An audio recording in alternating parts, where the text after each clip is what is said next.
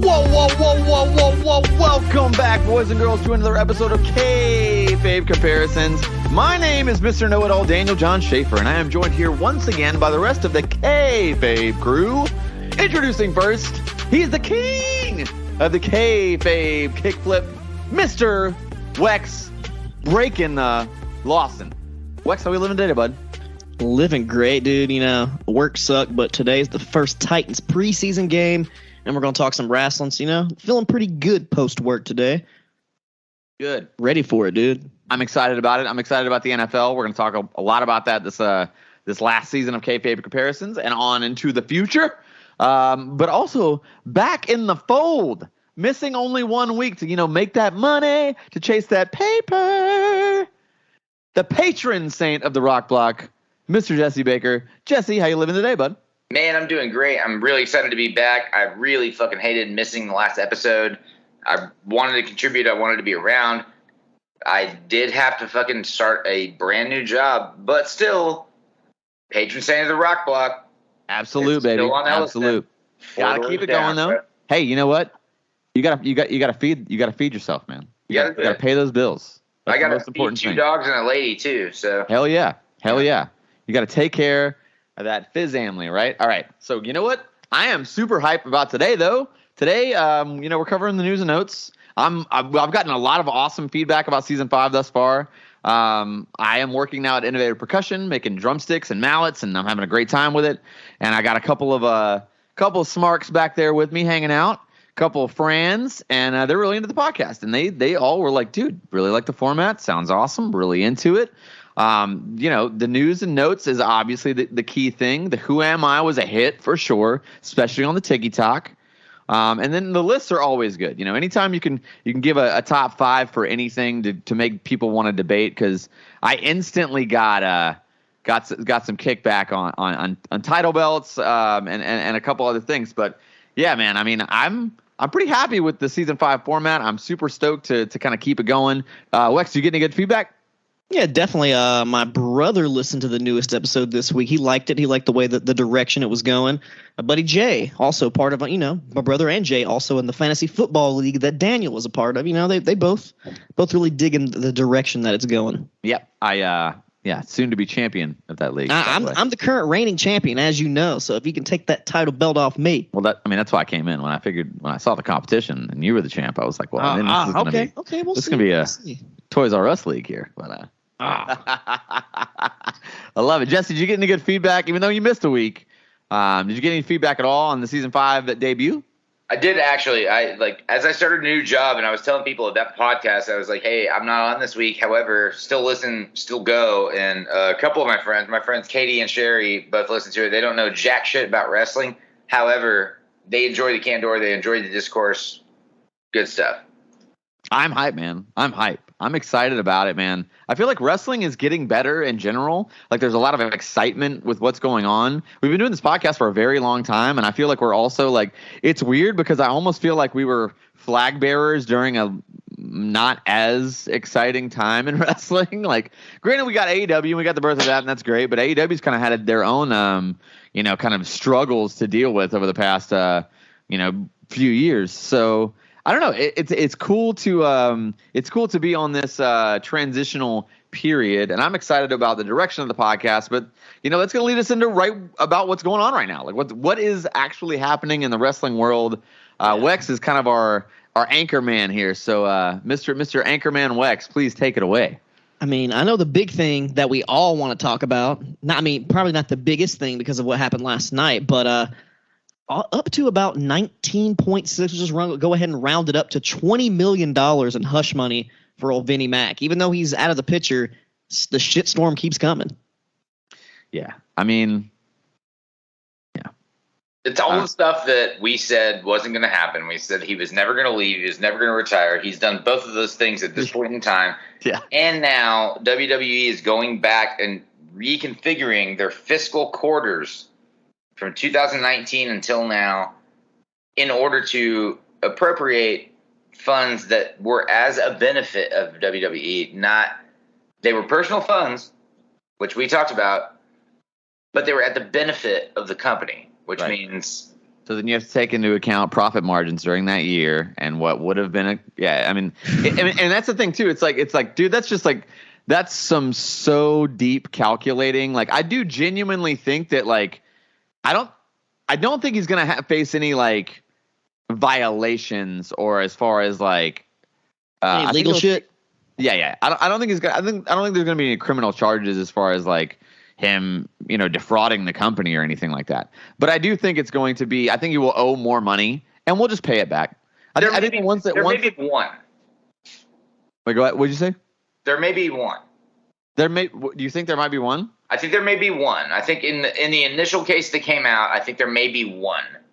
Only because the Rays stuff. That's one. Oh, yeah. The Rays. I forgot about that. With the rest of it, that's crazy. We forgot about the fucking Rays because of so much crazy shit's been fucking happening with this dude. I mean, it's wild.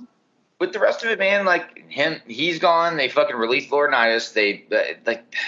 It's basically claiming culpability, but also like silently sort of not. And yeah. Right. And honestly, it's for the good because as we saw last week on SmackDown, Triple H brought Karrion Kross back, and Raw this week, even though it's still 3 hours, still fucking unbearably long, it was pretty good. There was a few decent segments, some nice like different storytelling. I don't know, did you guys catch Raw? I'll say there were some good segments. Did y'all catch it? I wouldn't even say I watched it, and I wouldn't even say I just have a different job now. I do other things now too. So like I have a lot of time where I'm just kind of standing there doing manufacturing and like working on, like mallets and drumsticks and stuff like that. So like I just have the time. And so it's like, there's only so many podcasts I have in my listen now. I got to have something going on. And so it started where I would just have like, Hulu pulled up, and I don't ever watch it like live because again, 3 hours is too long, but the Hulu Raw is better. It's a condensed version. It's way better. Like honestly, if that show was on TV, I'd watch Raw. I would be, and honestly, there's an exciting element to it because like I'm watching it Tuesday morning. I haven't looked at Twitter. I don't really know what happened. You know what I mean? Like I went to sleep.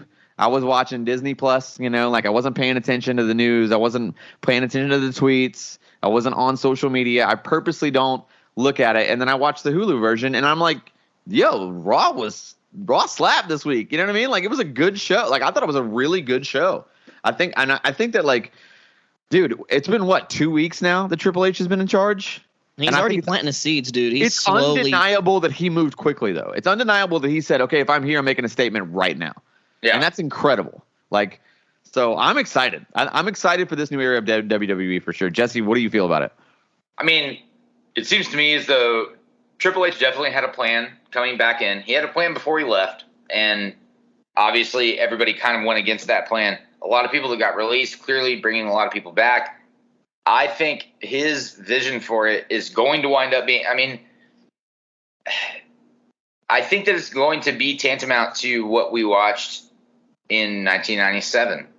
Yeah. Ultimately, that you have to push. And when your ratings are suffering, you have to appeal to a different demographic. You have to appeal to a different level of advertiser.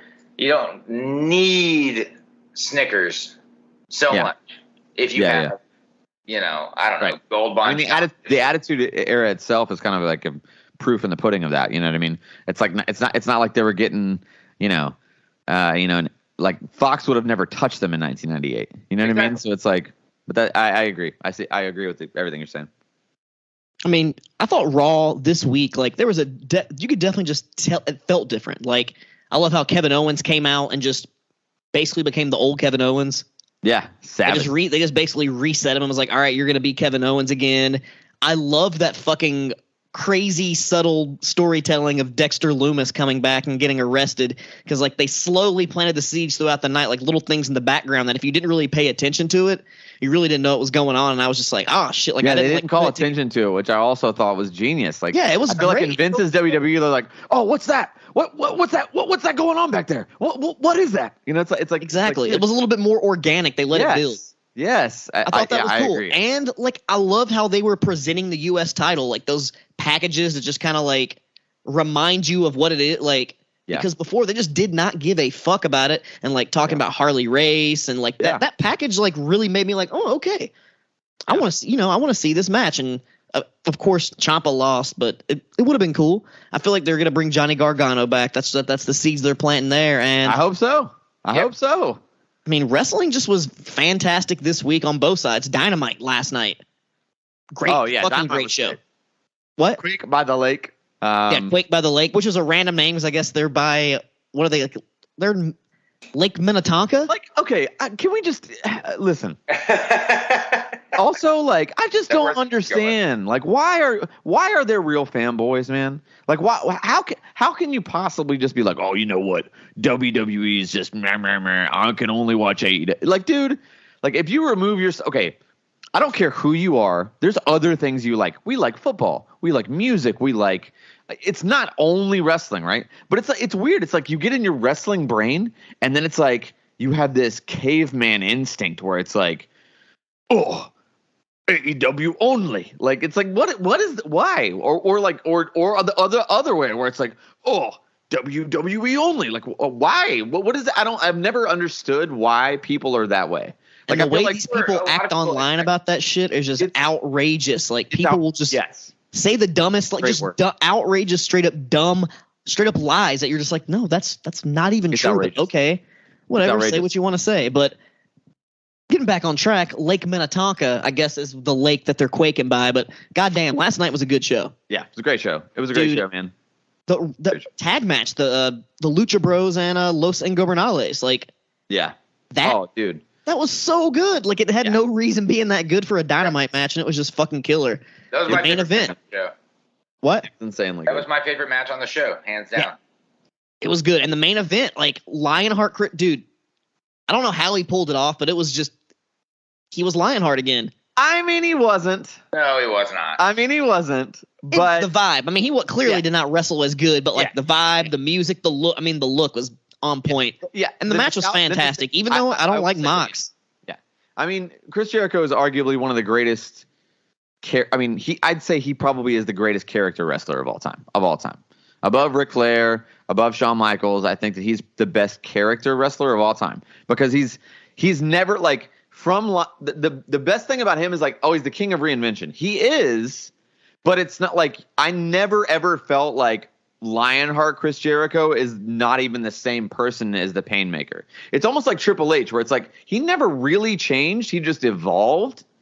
I mean, I think Jericho did that. Like he changed a lot of his aesthetic, like his look or the sound or like aesthetic his hair or whatever. But like the way he gave I mean, it was just the way he promoted literally from like the 90s until today. It's all the same. It's just evolved. Okay, I have to disagree with that one thing because when he was making the Lionmaker or the Lion Tamer promo or whatever Lionheart promo, he definitely cut a shit in there, and you're like, I'm sorry, but Lionheart would have never be Captain Babyface. You're supposed to be like never.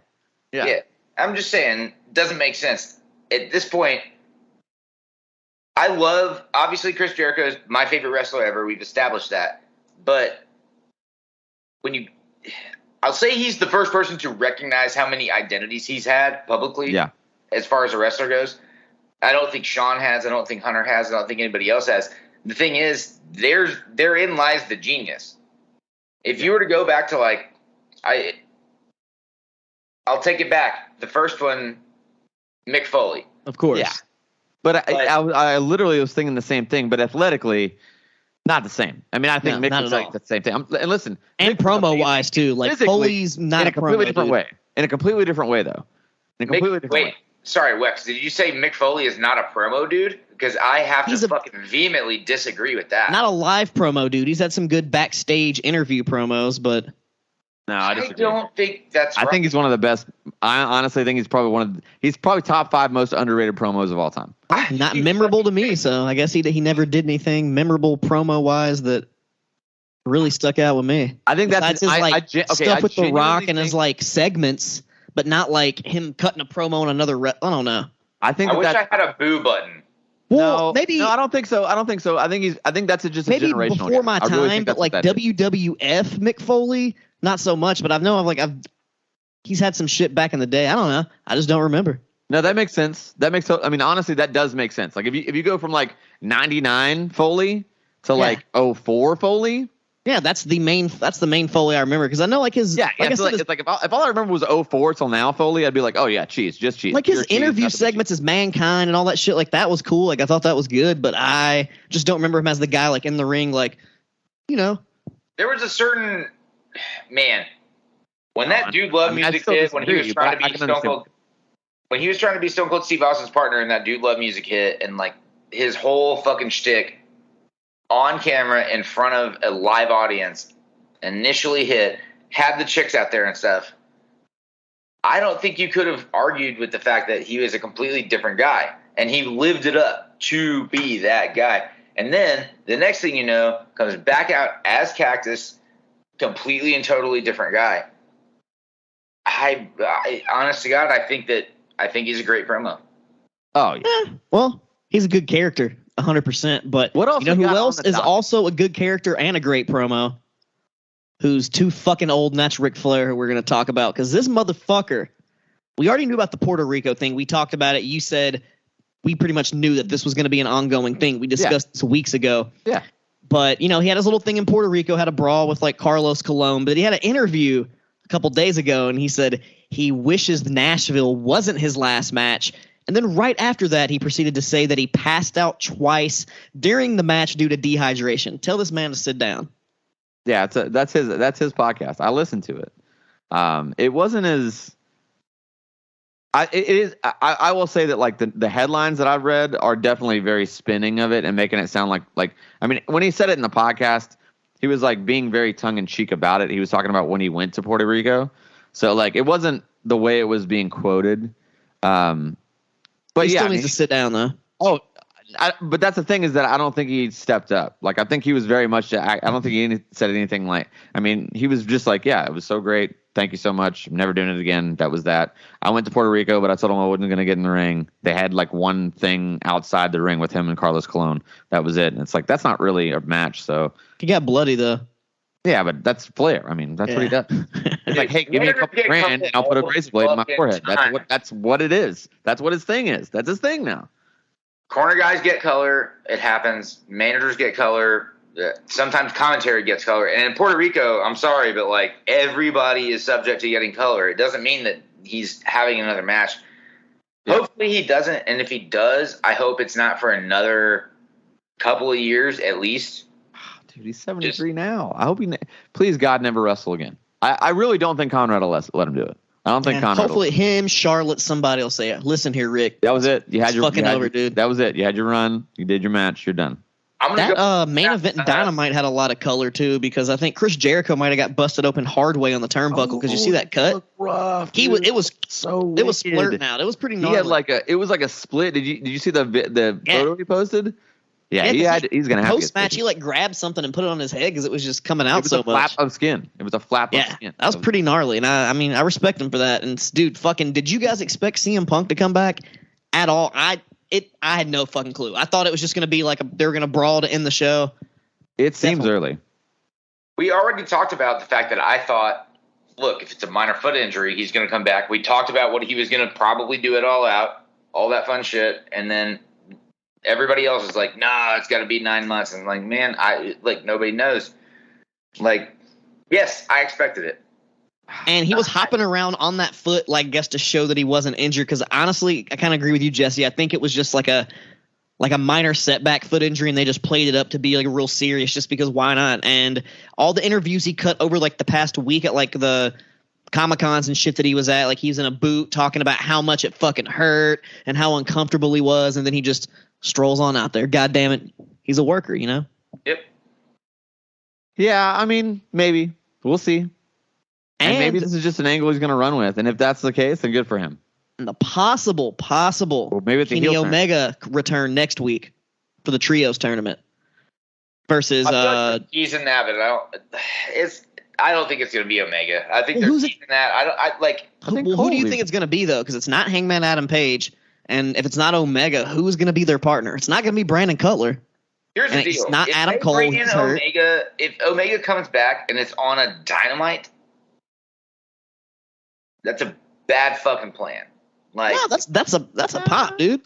Yeah, I don't know. I don't think they do enough pay-per-views to have to save it. Like I honestly think that like if they were on a monthly pay-per-view model, I think you're correct. That's a waste. Don't do that. But they're not on a monthly pay-per-view waste, so I don't know if that's his return. Like his return, I would agree. Like, don't book Kenny Omega in the Dynamite his first match back. Like that should be a pay-per-view. But as far as return, I think Dynamite's the best call.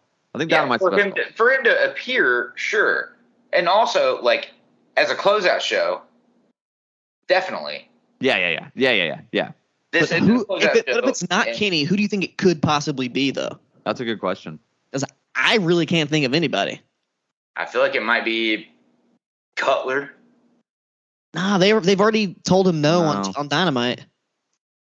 Yeah, but I think that's why that might be Cutler. Like, that'd be so lame. Why would we want to see the Bucks and Cutler versus Ingobernales, La Faction, whatever the fuck they're called, because they're not New Japan. But, dude, it's going to be good. It's going to be good matches. And why would we not want to see, like, dude, Brandon Cutler in that spot? They're going to put someone, like, athletic, good, like, it's not Omega. Like, it's not going to be Cutler. Have somebody that's new. But you know what's exciting is that like the reason why I can't think of it is because like I'm like, nah, they're probably going back to WWE. Nah, they're probably because it's like, dude, there's a different culture now too. But it's like I can't think of anybody that's available right now that's not already at odds with them in some weird storyline that would make sense there. You know exactly. And then Hangman even said you got to find somebody who never turned their back on you. Yeah. It's probably Joey Ryan. No, my God, it's not Joey Ryan. He got fired from Disneyland. What if it's Marty Scurll? I don't know. Maybe it is Marty, but I think it might be about that time to move on out of the news into the meat and taters of the show, and that's going to be. I'll go ahead and let you take it over. Yeah, man, we're doing the we're going to have a really fun time here. We're doing a top 5. It's going to be awesome. The top 5. Best finishing moves of all time. This is a very controversial one. I feel like this is going to be debated quite a bit on the social medias. So I'm excited to get into it, though. And since Mr. Jesse missed a week, we're going to let you kick it off here. Give me your number 5 greatest finishing move of all time. Number 5. It's going to sound like I'm calling out a sports move or something, but number 5, and I'm going a la Stan Hansen, Bradshaw, so on and so forth. The lariat. The lariato. Yeah. Okay. But you mean like delivered a specific way? Yeah. The strong way where you hit the motherfucker in the face. Yeah. Like it literally just fucking lay him out. Yeah. To be honest, if you watch a bar fight, and either one of those guys try to lay in something where they hit you with their bicep right the fuck in your face, like, that's going to be something that knocks you the fuck out. It's very believable. It's very real. There's really no way to fucking undo it. Bradshaw's for the long time clothesline from hell or whatever, but I really like that finisher. That's my number 5. Awesome. I'm honestly, like, I'm not mad at that. That makes sense to me. It's a different approach than I'm taking. Wex, what's your number 5 greatest finishing move of all time? Coming in at number 5 for Wex breaking the Lawson is the Red Arrow, or AKA the Black Arrow, done by Pac, which is a corkscrew shooting star press, which is just, it's fucking like ridiculous. Like how the fuck, like, I just can't understand how someone can make their body do that so perfectly, so great. He does it so smooth. And he's like one of 3 people who actually does that move, and he executes it the best. And it's just, I love Jushin Liger, and it's just the next elevation of the shooting star press, and it just looks so fucking cool. I love it. That's a good one. That's a lot more. So I feel like so far we're going, Jesse's got this whole like athletic realism vibe. Wex has the like super impressive vibe, which is also cool. I'm gonna go, which I think is to be like an innovation vibe. And to me, I still think to this day, one of the most unique but believable finishes, and unique in the way you take the bump, is the pedigree. I think that's like, it's been around since like the 70s and it's evolved. But I think that Triple H is like 97 pedigree, like where he kept the underhook the whole time. You flat face bump, you go straight on your knees. Like that's a very cool finish that you can give to anyone. Like now, when you do it to the Big Show, you're gonna have to let go halfway through your jump and like kind of back off and just let him take a face bump, and that's fine though. It still works. It's still the same idea is still delivered mechanically, and I think that like it's a move that even if you don't know who Triple H is, but you know what I mean. Like you're such a casual like. Wrestling's part of pop culture, and so you kind of know about it. Like, I feel like people know that move more than they even know Triple H, if that makes sense. And I love that version where he spiked the dude on his head. Oh, that was fucking damn it, that was hilarious because he wasn't supposed to take it like that, and he did. Great bump though. Great, that's great. He got fucked up. I love that. Yeah, I mean, I feel like somebody like Joey Janela could pull that off in a working manner and make it look like that, though. You know? Yeah. But yeah, that's my number 5. Jesse, where's your number 4? I will say the pedigree was my alternate. Oh my God! Wow. So my bad. That was basically, I guess, my number 6 for whatever it's worth. My number 4 is the Kata Hajime, aka the Taz Mission, aka the Hook Hold. Okay. Yeah. I absolutely love it because it's practical in real life. It's believable.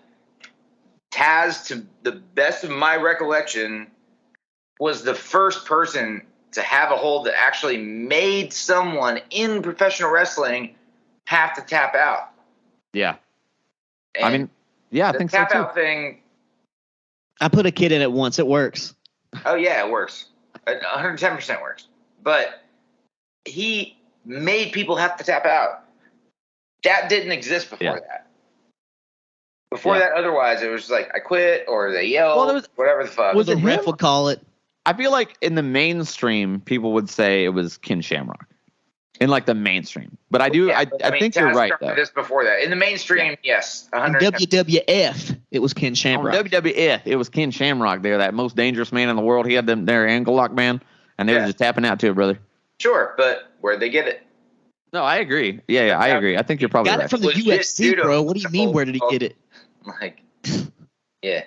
I mean, it is what it is. I'm just saying. My number 4, the Kata Hajime, it does work. As a person that works at a bar, I've separated many a fight with that exact hold on my own. Therefore, that's my number 4, Wexley. All right, coming in at number 4 for me as one of the most brutal, most devastating finishers anybody can take, and that's the specific Kenta Kobashi Burning Hammer. Only ever used it 7 times, but those 7 times were just fucking brutal as hell. And it's just and it's like an ultimate finisher. It's like you do your regular finisher, and if that's not enough, so you got to like break the glass for emergency only. Boom, drop them on their fucking head. And honestly, you could talk about finishers from any of the 4 pillars because they all did some head dropping shit. But the Burning Hammer is my favorite out of all those, and it's just a gnarly ass finisher. Other people have done versions of it, and the F5? Yeah. That's sort of a version of it in a way, but Tyler Rex used to do it, if you remember that dude who was back in WWE back in the day. Just random people have done it, but no one does it like Kobashi because you don't want to kill people, you know? Yeah. So fun fact is when I was in my independent wrestling tag team, that like the double Burning Hammer, that was our finish. Okay. Did y'all do it? I'm sure y'all didn't do it the gnarly way. You probably did the No, we did it the gnarly way. But there's 2 of us. So you could you could make it look really gnarly and still protect. I mean, because we have arms locked. So we're keeping his head. Oh, so so it's not just one guy. But his body still crumbles. So it still looks like we literally dropped him on his skull, you know, like. Thanks, Daniel, for spoiling my number 3 finisher. Jesus. Oh, my bad, man. My bad. My bad. Well, speaking of letting you guys down, I think I'm going to go ahead and get to my number 4. My number 4 here, and this might be a fanboy thing to say, but I think it's an innovative move. I thought it was cool from the first time I saw it, and I like every like inception of it, and it's the Crossroads. I think it's one of the coolest finishing moves of all time. I like the momentum in it. To me, you can kind of pull it off with anybody. Anybody athletic, at least slightly athletic, and I mean. I think it kind of speaks for itself. I thought it was innovative at a time when there was a lot of moves that were trying to be invented that were not cool at all. Like I can think of like Elix Skipper and like MVP's finish where they put their like head on the back of the neck, like holding the arm and like do like a leg neck breaker thing. And it's like, that's the worst. And you know what I mean? Like, it's just stupid moves around that early 2000s era. And I feel like that one was super cool. It stood the test of time, and it, like, certain people take it like crazy, and I think it's an awesome move. So it's my number 4. Jesse, where you at? Number 4. So my number 3, numero tres, is actually the fucking figure 4. Oh, okay. So another submission. It just happens to be one of those things that's so telling. And if you're telling a really great story, you engage yourself in a figure 4 leg lock. The entirety of it, yes, we know what it means. Yes, we all know how to do it. We all tried to figure that out. And that's one of the indications of a really great finisher to me. I'm pretty sure the three of us have all, at some point in time, established exactly how to establish a figure 4 leg lock in real life. Of course. Am I wrong? Yeah, no, of course. Yeah, you're absolutely correct. We also know that when we roll it over, it turns out actually doesn't hurt. No, it reverses it, dude. It reverses the pressure. What are you talking about? Yeah. Well, I know the name of the podcast, but we don't keep kayfabe here. But it's like the stories, just the whole back and forth, the discourse, the entire thing. Like, there's something about those stories, and I look back to Dusty and Rick. I look back to Harley and Rick. I look back on those matches and see how fucking intense when you knew that that's what was happening. You knew, not that it was done, but you knew that that was a very telling denouement point in the match. And, like, I don't know. There's something about that that's very, again, I did Shakespeare as a kid. I'm a fucking theater guy. Happens that way. Love it. Number 3, figure 4. That's solid. I'm not mad at that. I mean, I feel like everybody's list is good. And we're only whittling it down to 5 a piece. So, like, I feel like none of them have been bad thus far. So I'm not mad at anybody. Wex, where you at, man? Coming in at number 3 is probably one of the most protected modern finishers going around in pro wrestling today, and that's the one-winged angel, Kenny Omega, that Final Fantasy VII tip. And that's just it's a sick, devastating, gnarly move. Like, Kota Ibushi's the only person to ever kick out of it, I think. Yeah, I think so too. And that's it. And it's just a sick move. Like, and you can really do it on anybody, unless they're like, probably couldn't do it on the big show, but most people you can do it on as long as you can get them up. And Kenny's pretty strong with that. And I really don't know anybody. I mean, Chris Sabin kind of had a version of it, didn't he? Yeah. So the cradle shock was different. He did fireman's carry into a cradle. Yeah. This one, and Omega goes electric chair into cradle. Chair into a one-arm fucking scenario. But yeah, it's like a cradle bomb. It's similar. Yeah. And I even like sometimes when he sets up, he goes for the he goes into the electric chair and then transfers to the German suplex, the Kreutz Wrath. But the one-winged angel, that's just a fucking sick-ass finisher. I've loved it for years. I don't know. I mean, you guys know Kenny Omega. It's fucking sick. I don't know who that is. Yeah, I've never Kenny heard of Omega. That's how I picture William Regal saying his name whenever he comes back. Kenny Omega. Kenny Omega. When he used the Blackpool Combat Club now that they're separated. So I'm going with this move here, and I feel like this is the reason why I'm at my number 3 position. I'm giving this move the nod mostly because, like, ever since I saw it, I've used it, like, in Creator Wrestler. Like, it's like, that's my finish. Like, and I love it. So, and only a few people actually did it this way, but so when Drew McIntyre first came in, he had the original Future Shock DDT. You remember that one? Yeah. So it's like a double underhook, but, like, you swing your leg, and sometimes it was just that was it. It was just swing a leg and plant.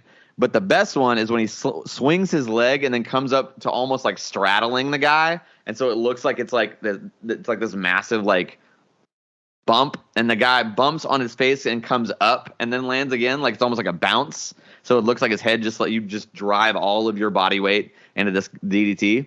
I love that move. I think it's, like, really, really good when it's done well. I know why he changed, because it's like not everybody can do it that way. Like, not everybody can take the bump that way. But when they do, to me, that's like honestly would have been number one if everybody took it the same way.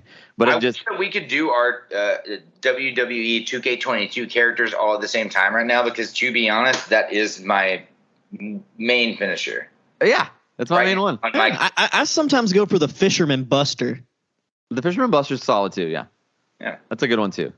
It's not on my list at all. Driver. I like any variations of that Fisherman suplex on the video games. It just looks cool. I mean, in real life though, the Future Shock DDT and that original Chosen one, like when Drew McIntyre first came in, I was yeah, this guy's gonna work. Like I was like, I get it. Yeah, that old theme song. Like, he was a good wrestler, and like and that finish, like in the beginning, it's almost like what the Lion Tamer used to be. It's like we could talk about it now, and it's like, oh, it's the Boston Crab, but it's like the Future Shock DDT became pretty much just Mick Foley's, double arm DDT. But like in the beginning, it was badass, and it got watered down. But in the beginning, it was badass, and like that's bronze medal. Love that move. Really cool. Yeah. Where we at? We at silver here now? I think we are. I think we're at silver, and I think we're on me. All right. I'm going to be a little bit of a dick about this one, but my silver is a powerbomb. No problem with that. No problem.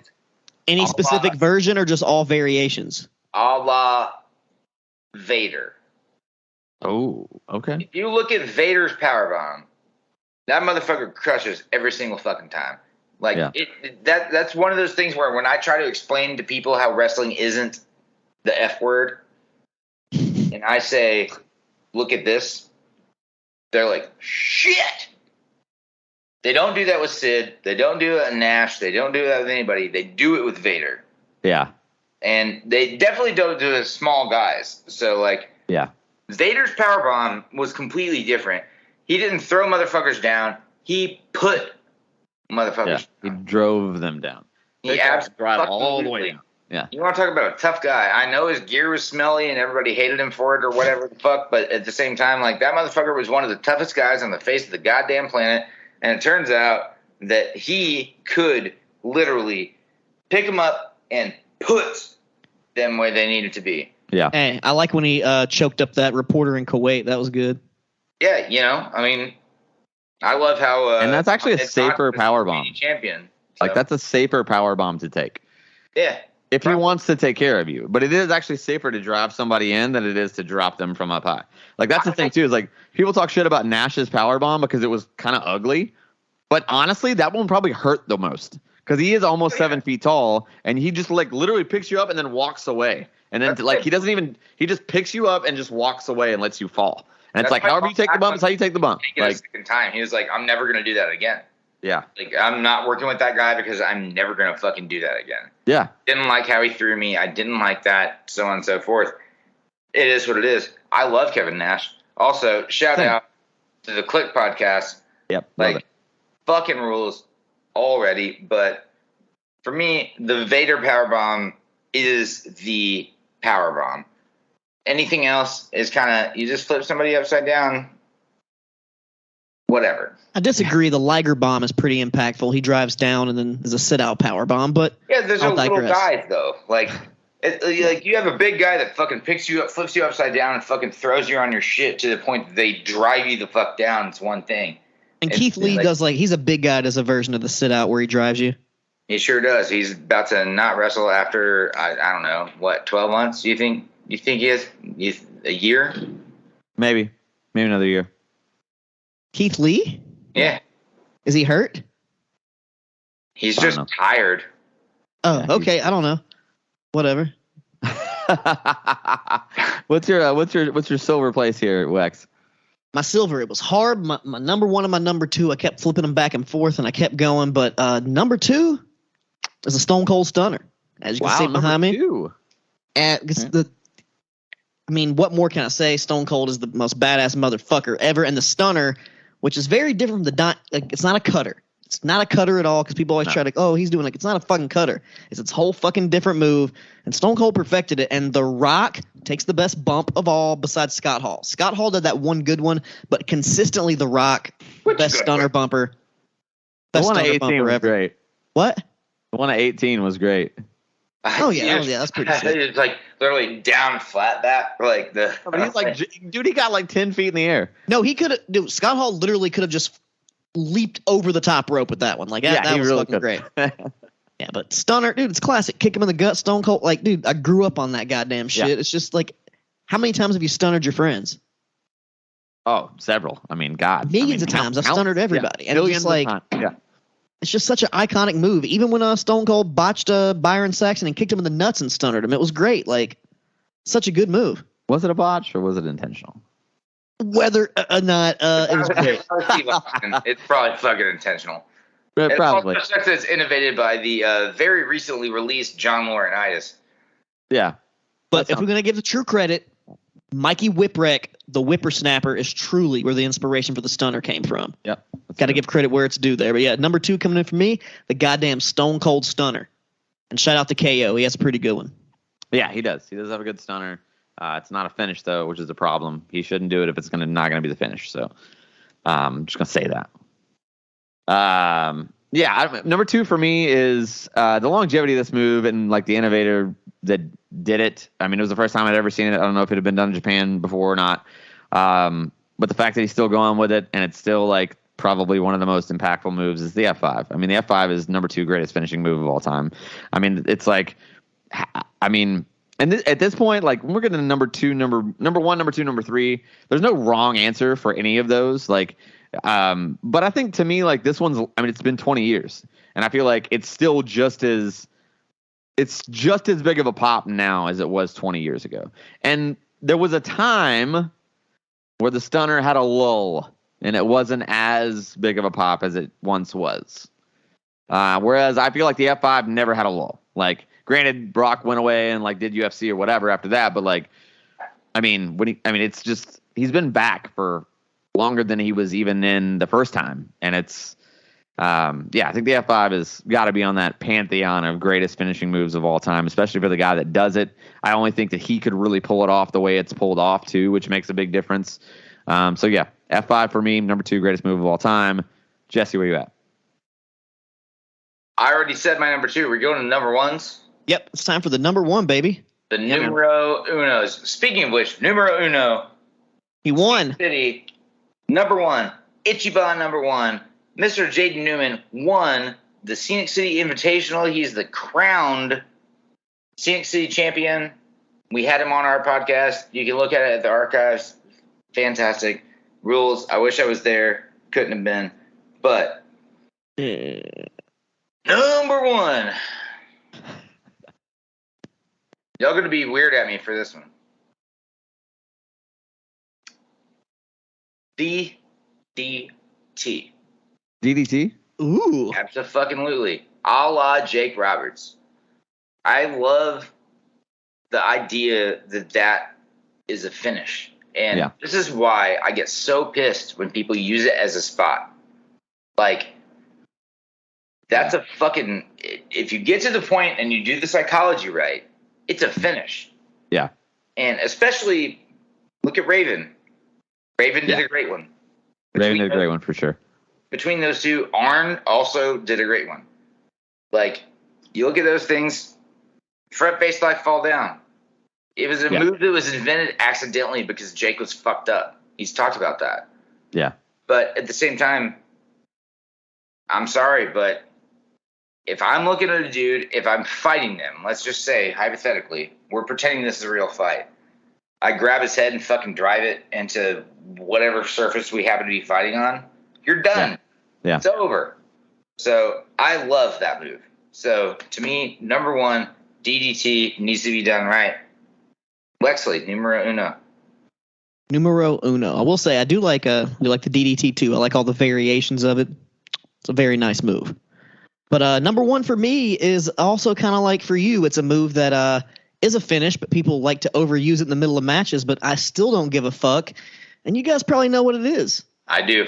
Absolutely. Tuning up the goddamn band, and I'm going to go for the full official name, the Sweet Chin Music, Shawn Michaels, HBK, invented by gentleman Chris Adams. Chris Adams, who trained Stone Cold, who Stone Cold later took his wife crazy. But the super kick, dude, the Young Bucks, Shawn Michaels, dude, and that's like one of the reasons like why I like the Young Bucks and kind of like got hardcore back into wrestling. I was like, dude, it's two Shawn Michaels, it's the Rockers, it's DX, but Yeah. super kicks, dude. Like I've been doing super But kicks. two Shawns.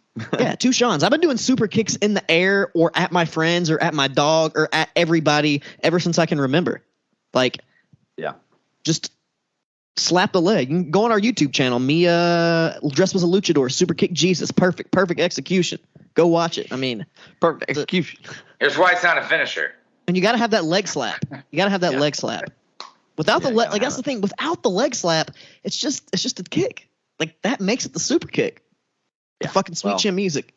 I mean, not So sick. necessarily. I mean, there were I mean, you several don't have to have the leg slap. I'm just saying that adds the extra theatrics. I have to do the leg slap. If I'm just kicking without the leg slap, it looks like I'm just doing some weird shit. But if you hear the leg slap, you know I'm doing the fucking super kick.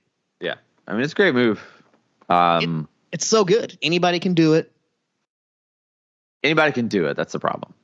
And I love Shawn. I mean, Shawn's my guy. Like, and I love Shawn's sweet chin music. I think that's arguably one of the greatest like finishes of all time, but not as a move. Like, I think it's like because it's done by him. Does that make sense?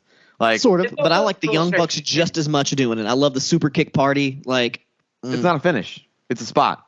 That's not a finish. The super kick party has finished many opponents. I don't know if you know that, but Yeah, but 10 years Daniel's ago. right. It's a spot. It's not a finish. With Shawn, no, I'm right. It's the because best fucking move in wrestling. I don't care. with Shawn, it geared up, and here's why. You got everybody knowing immediately what he was gonna do, way the fuck before he did it. That's why it's a finish. Yeah, it's a finish with Shawn for sure. Okay, my number one of all time is the Styles Clash, man. I think AJ Styles and the Styles Clash, I think it's one of the most innovative finishes of all time. I think that he's done different variations of it, and I don't think anybody else can pull it off or will pull it off as well as he does. Or Broken a lot of necks. I mean, he hasn't.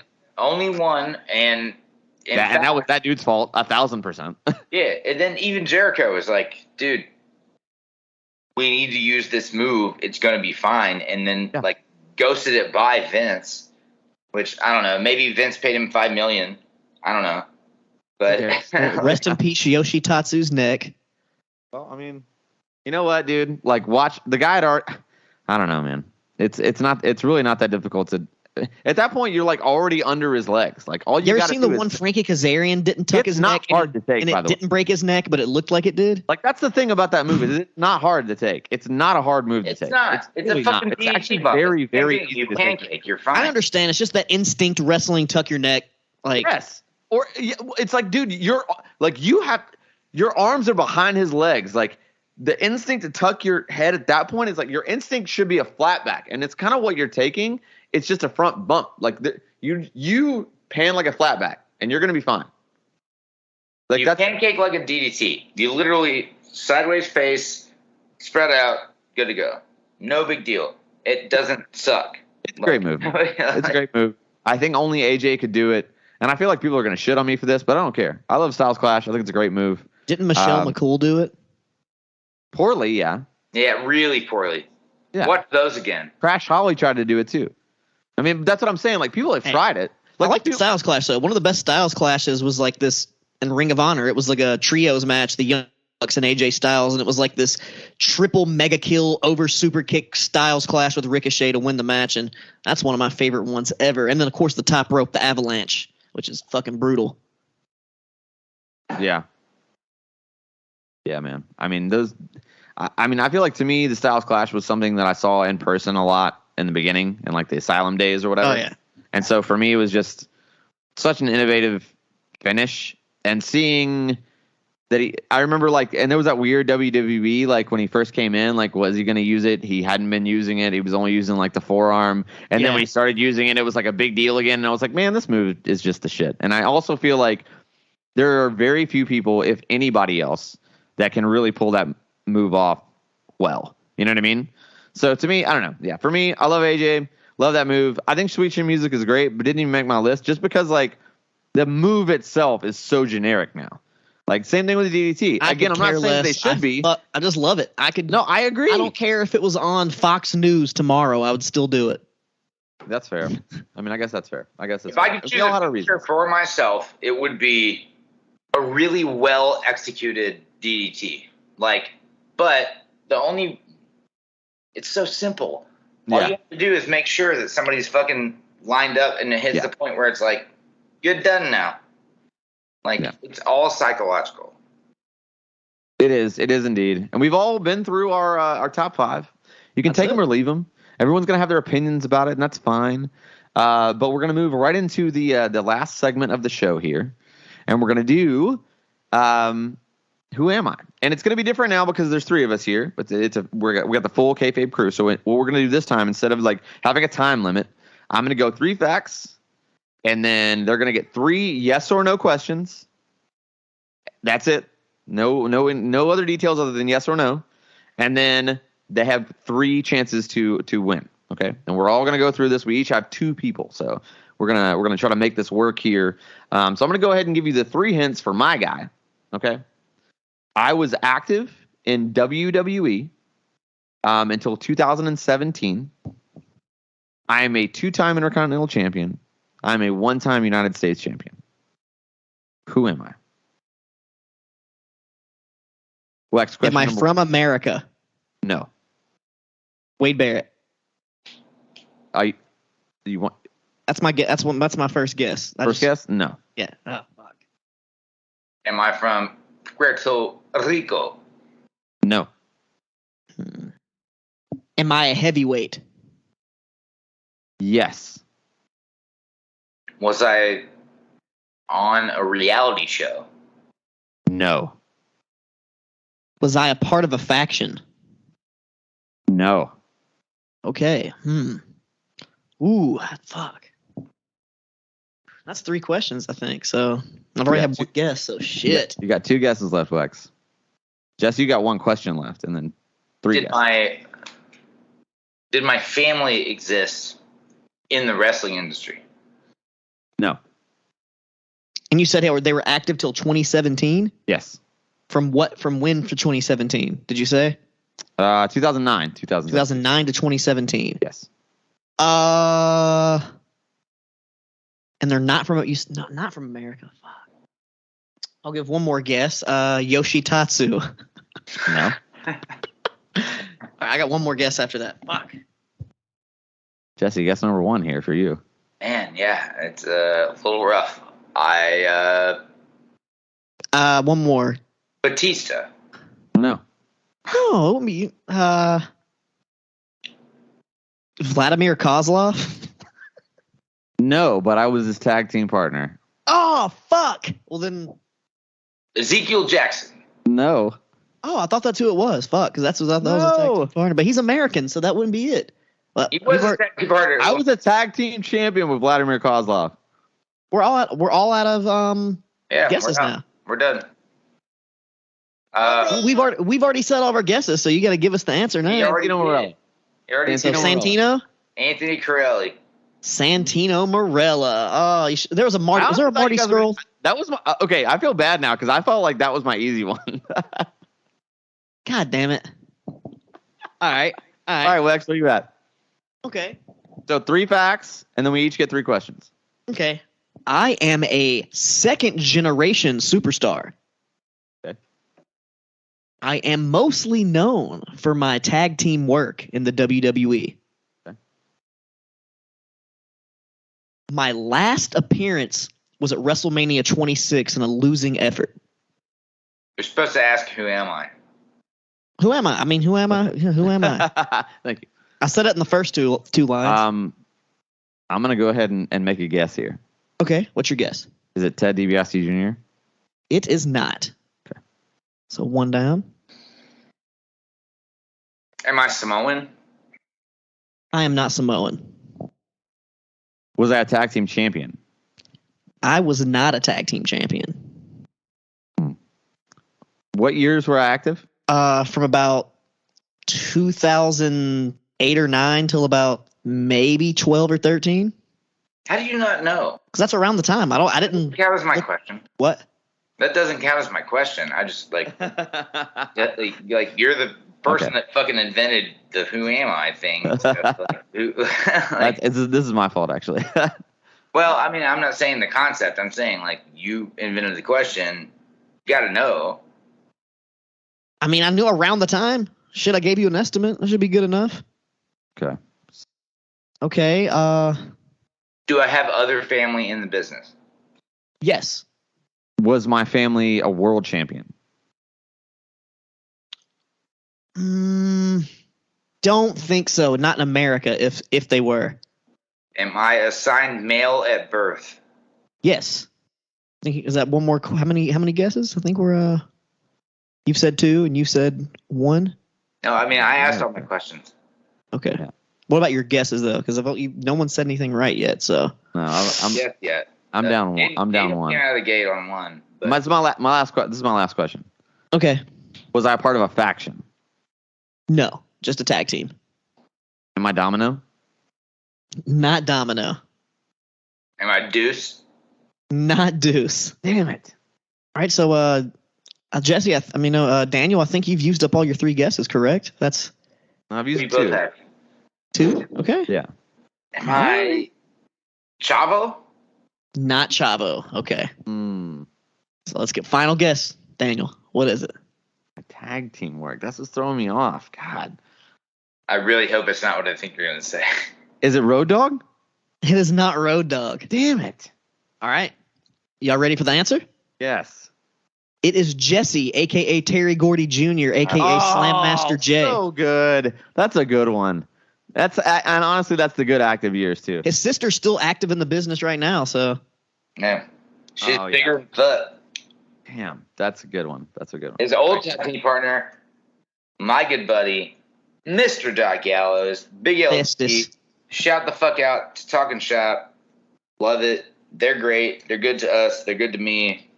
All right, we're only gonna get one round in here. This go round. So Jesse, who's your one for this last one here?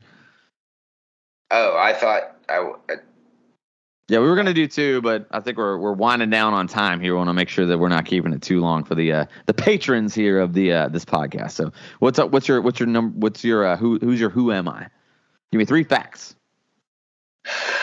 I was the first Intercontinental Champion of the WWF. I'm pretty sure I'll leave it there. I mean, Pat Patterson? yeah. Yeah. Okay. Okay, all right. There we That's go. a good one. No, that's a good one. That's a good one. I didn't think that I was supposed to actually have one. I thought I was just supposed to fucking guess the way that it was sent to me. So. Oh, I see. Oh, you thought that 2, like me and him were gonna do 1, and then you weren't gonna. Okay, but we were supposed to do 2 apiece. To be honest, I thought there was only gonna be 1. I thought that was it, and that right. once it was done, it was done. Well, good. I have my second one ready. So. Well, we're working out the kinks here. You We're have working out the the second one kinks here. ready? I'm saying because me and Daniel both chose 2 wrestlers because that's. All right, Wex, we'll give you the last one then. We'll give you the last one. Give us 3 facts about this one. We'll open up the fucking Wikipedia page, by the way, too. Oh no, I have it open right now. Okay. So if just in case, if you have any gripes about the length of activity, so I'll go ahead and tell you, I am a 2nd generation superstar. Okay. My dad was a former WWF World Champion, and I am a former WWF Hardcore Champion. Who am I? Road Dogg. No. Your dad.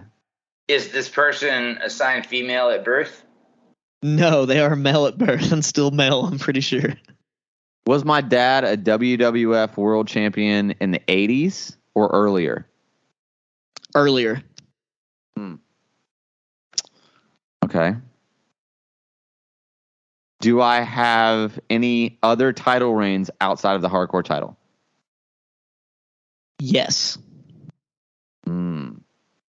Does my family mostly reside in Florida? No. So one more question apiece for you, and then start making some guesses. I think this is a good one. Does my last name begin with a B? A B? No. All right, Daniel, what's your last question? Do I have any other family in the business besides my dad? No. Okay. My dad was the world champion, but in the 70s.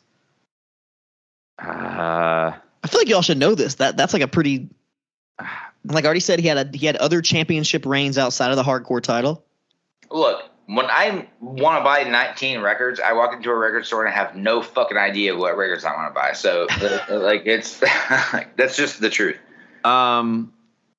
Shit, man.